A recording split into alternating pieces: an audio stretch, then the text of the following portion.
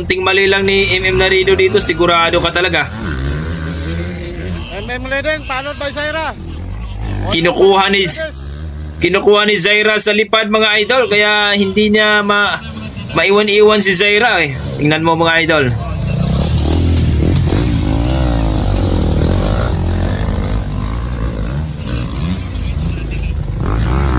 Mga maliliit na mga bata ito mga idol, pero pagdating sa motocross, nako, parang mga pro na ito. Ang lulupit. Yan, nasa likod lang si Zaira pa ako lagi oh. Grabe.